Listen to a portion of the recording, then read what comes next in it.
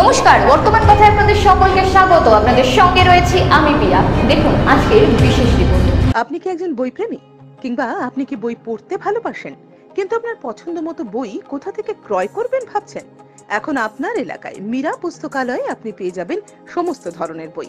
যেমন এখানে পাবেন স্কুল কলেজের পাঠ্যপুস্তক, বিভিন্ন চাকরির পরীক্ষার বই, এছাড়া ধর্মগ্রন্থ, শিক্ষামূলক সামগ্রী, অফিস স্টেশনারি, ড্রয়িং সামগ্রী এবং খেলাধুলার সরঞ্জাম মীরা পুস্তকালয় থেকে ক্রয় করতে পারবেন।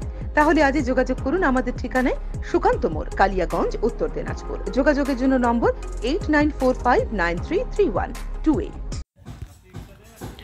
রায়গঞ্জ মেডিকেলের কয়েদি রুম থেকে পালালো বিচারাধীন বন্দী। পলাতক বন্দীকে খুঁজতে নাজেহাল অবস্থা পুলিশের। বুধবারের এই ঘটনায় ব্যাপক চাঞ্চল্য ছড়িয়ে পড়ে রায়গঞ্জ মেডিকেল চত্বরে।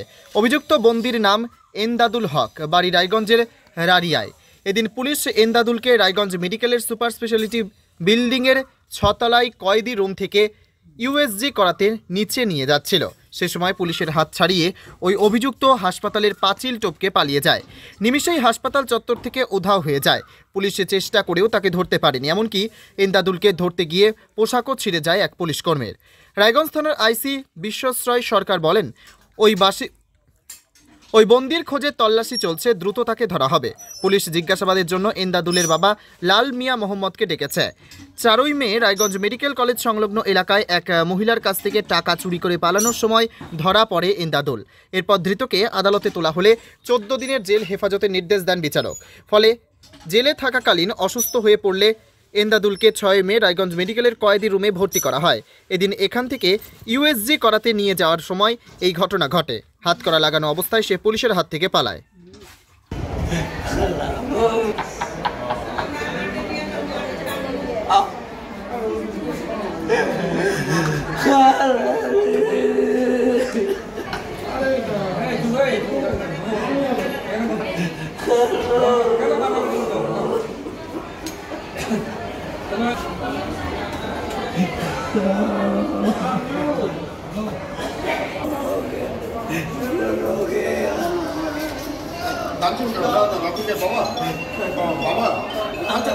কি নাম আপনার?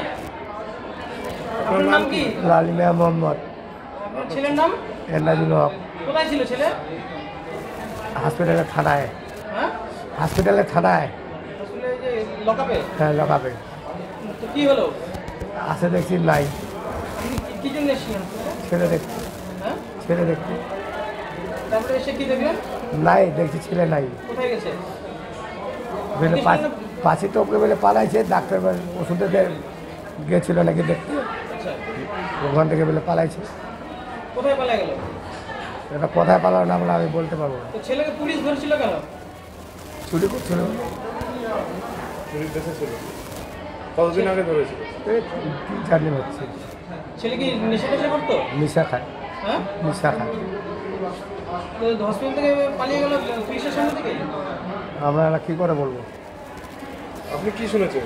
আপনি কি শুনলেন? আমি শুনলাম, কি বললাম, মানে ওই যে ওষুধ খেলে মানে আলতা সিঁদুর উল্লেখ করতে লেগেছিল। পুলিশ নিয়ে গেছে? পুলিশ নিয়ে গেছিলো। আর পুলিশ বলে ওই ডাক্তারের সঙ্গে দুটা কথা কইতে কইতে ও বলে দৌড়ে পালাইছে পাঁচে টমকে। এই তো পুলিশের সামনের থেকে এরকম করে পালায় গেল। পালাই গেল। কি বলবেন? কি চাচ্ছেন আপনি? আমি কি চাচ্ছি, ওকে ধরে নিয়ে আসেন, রাখে দেন। ও যদি এখন বাড়ি যায় আপনি রাখবেন না পুলিশকে ধরে নিয়ে যাবেন? পুলিশে ধরে নিয়ে আসবে। পুলিশের কাছে তুলে দেবেন? বাবা হিসেবে কষ্ট হবে না? কষ্ট হলো কী করবো স্যার, আমার জীবনটা এমনি শেষ স্যার। আমি এখন বেটা পুতোর বাল্লা পড়ে গেছি। 18-20 বছর হচ্ছে, স্ত্রী মারা যাবার। আমি কি খাচ্ছি না খাচ্ছি, আমার কি কষ্ট হচ্ছে, আমার ব্যথা আমি বুঝতেছি। কোথায় বাড়ি আপনাদের? আমাদের দাঁড়িয়ে